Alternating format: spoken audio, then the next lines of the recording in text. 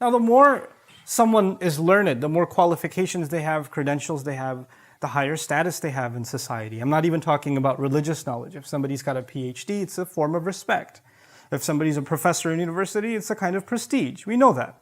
This is why we celebrate people that graduate, whether you're graduating high school or college, or you got a master's degree, or you got a PhD, or with Islamic studies, you got an ijazah, or you finished memorizing the Quran. Whenever somebody accomplishes something in education, their status is increased. They're more recognized in the society. People listen to them and they have more validity. And yet, this person who Allah describes as more knowledgeable, clearly, as more than Musa alayhi salam, rather Musa alayhi salam is traveling an exhaustive amount to come learn from him. Nobody knows him.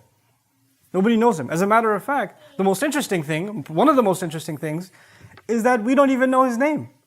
The Quran, Allah did not mention his name. Yes, in the narrations we learned the name Khidr or Khidr, and there are variations of that spelling that are mentioned. But Allah, in His perfect speech, decided not to tell us who is this teacher of Musa alayhi salam. He didn't tell him his name. So how did Allah describe him? This is where I want to begin really today. He says, فَوَجَدَ عَبْدًا مِنْ عِبَادِنَا.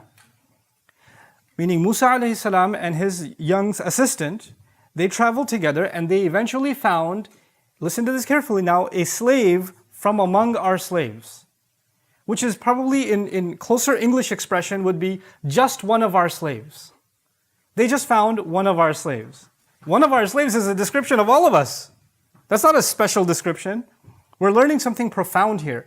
To Allah Azza wa Jal, the more someone gains knowledge, the more they are identified as just another one of Allah's slaves.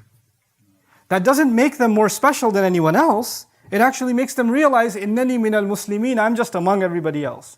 I'm not superior to anybody else. You see, every other knowledge, when somebody gains it, somebody gets a degree, they kind of like get a little full of themselves. Like if they're going to a convention and they've got a PhD, they're not just going to say Abdul Karim, they're going to say Dr. Abdul Karim, comma, PhD. Wait, let me put the P with double marker and H and D, you know.